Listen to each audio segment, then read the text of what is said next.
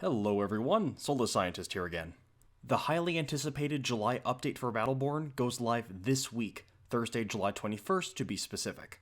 There is a lot of information to cover, so this giant piece of news will be split up into two parts. This video, of course, being part 1. Part 2 will be the patch notes, but this video is all about the new content and features being added to the game alongside Thursday's changes. So, without further ado, let's talk about new maps, broadcaster mode, and in-game reporting. Each of Battleborn's 3 competitive modes will be getting a new map. The new map for Incursion is called Monuments, set within ancient ruins on Ekinar. Monuments has some interesting features for different roles and strategies.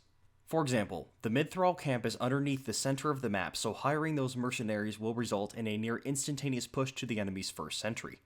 Stealth characters can also use this area to access the first enemy sentry because traveling through this section brings a smaller chance of being detected by the enemy team. A skill jump path over the middle of the map gives more agile characters a back route to the first sentry. There's also a high ledge that overlooks the lane near your first sentry for long-range characters.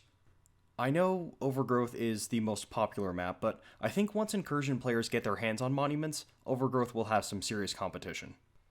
Minrek has established a new recycling/appeasement facility in the slums of Tempest, giving you access to Outskirts, the new map for Meltdown. Backfield buildables have strong sight lines on Outskirts, so make sure your turrets stay up as often as possible. However, because of this, it will be important to build giant minions before your grinders move, because escorting to the second set of grinders will be more challenging than on Paradise or Cold Snap. The second floor of the mausoleum is a key strategic point, but agile characters can use the hanging coffin in the middle of the slums lane to make it difficult for your team to reliably hold that position. There are high points for snipers in each lane, and the brawlers and lane pushers on the ground can use a number of doorways and corridors to access either lane. Stealth characters will favor the bottom of the mausoleum and the center of the slums lane, where it's easy to break line of sight as you pop in and out of stealth. The newest capture map is a reclaimed UPR base on Bliss called Snowblind. I expect this map to be very popular among capture players because of its strategic nature. Collector C is the most remote of the 3 points, but it gives long-range characters a clear view of nearly half the map. If the enemy team has control of C, you can use the bridge in the center of the map to very carefully pick them off. The more agile characters will have an easier time moving through and across the center of the map, so it's best to utilize this advantage whenever possible. Collectors A, B, and the path between them are ideal for both melee engagements and escape when things start to go south. I've talked about broadcaster mode before, and I could do it again right now, but I don't think it would be of any measurable help because I think it's a feature you need to see and use yourself to really understand. But essentially, it's a set of third-person camera controls you'll have access to in a private match, so if you're interested in casting, be sure to check it out on Thursday.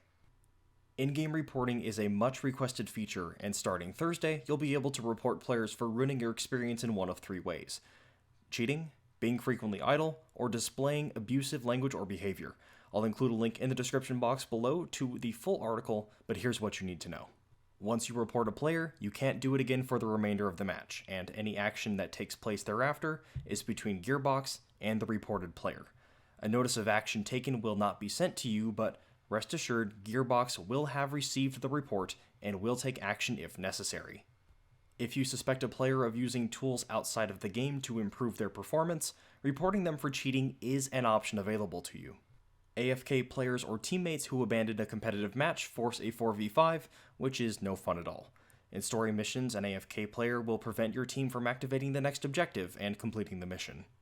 Basically, just play actively until the end of a mission or match, or you risk being reported as frequently idle. Text on PC and audio chat on all 3 platforms can be a useful tool for your team, but some people use these systems to insult and degrade other players, and that is not okay. Should you play with someone who is being verbally abusive, please do us all a favor and report them for abusive behavior or language. Actions within these 3 categories have no place in our community, and soon we'll have the tools to further improve our in-game experiences.